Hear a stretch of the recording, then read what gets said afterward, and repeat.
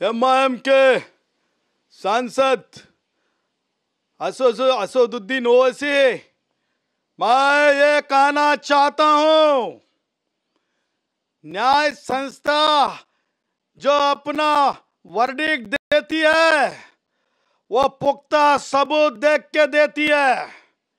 ही गोष्ट काय असदुद्दीन ओवैसींना माहित नाही का? असदुद्दीन ओवैसी असं कसं म्हणू शकतात की निराशजनक आहे म्हणून?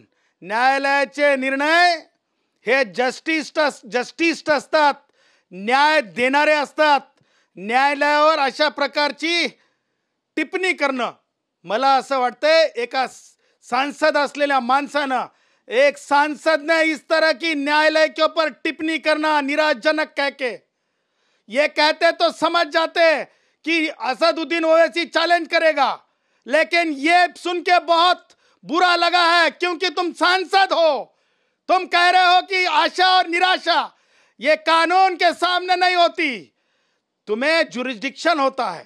आणि त्यामुळे मला हे म्हणायचं आहे की असदुद्दीन ओवैसीचं हे बोलणं हे अत्यंत मला असं वाटतंय की निंदाजनक आहे। असदुद्दीन ओवैसी ज्या प्रकारे निराशजनक शब्द वापरलाय हे लक्षात घेतलं पाहिजे असदुद्दीन ओवैसींनी की एका साध्वी, अत्यंत वंदनीय अशा साध्वी प्रज्ञा सिंगजींना एवढ्या मोठ्या बाबतीमध्ये काँग्रेसी काळामध्ये ज्या वेदना सहन करावं लागल्या पोलिसांकडून, त्या बाबतीमध्ये असदुद्दीन ओवैसीने चिंता व्यक्त करायला पाहिजेत होती। पण असदुद्दीन ओवैसी किंवा त्याचा पक्ष कोणत्याच प्रकारे तसा व्यक्त झालेला नाही आहे। त्याच्यामुळं एका कर्नल पुरोहित साहेब जे अत्यंत माननीय आहेत, त्यांच्या बाबतीमध्ये उनके मामले में भी, कर्नल पुरोहित जी के मामले में भी असदुद्दीन ओवैसी ने जो थोड़ी सी अपनी संवेदनाएं बताना चाहिए था, उसी तरह से साध्वी प्रज्ञा सिंह जी के बारे में भी उसने अपनी संवेदनाएं बताना चाहिए था।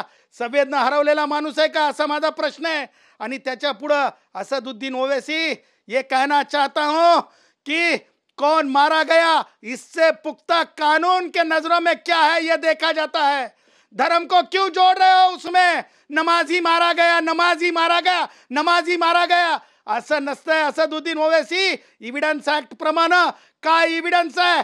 फॅब्रिकेटेड एव्हिडन्स आहे की एव्हिडन्स कुभांड म्हणून रचला गेलेला आहे? हे लक्षात घेतलेलं न्यायालयाचं जे असती दृष्टी असते असदुद्दीन ओवैसीच्या दृष्टीनं किंवा पाकिस्ताना फडके दाखवणाऱ्या, हिरवा फडके दाखवणाऱ्यांच्या दृष्टीनं भारतात न्यायदान होत नसतंय, हे प्राखऱ्यानं लक्षात ठेवलं पाहिजे। डंके की चोट पे आज का जो डिसीजन है, जो एकदम जो कहते हैं ना लोखंड है, लोखंड, और हमारे साध्वी प्रज्ञा सिंह जी होंगे या हमारे कर्नल पुरोहित जी होंगे या हिंदुस्तान के तमाम, विश्व के तमाम हिंदू भाइयों को जिस तरह से अपमानित करने की कोशिश हो रही थी भगवा दहशतवाद कहते हुए, और उसी के साथ सनातन के बारे में दहशतवाद कहते हुए, ह्या सगळ्या गोष्टीला आज न्यायालयाने सुनावलेला निकाल हा एक धडा, एक लेसन आहे। आणि मला असं वाटतंय की असदुद्दीन ओवैसीनं सुद्धा हे लेसन डोक्यात आणि लक्षात ठेवला पाहिजे।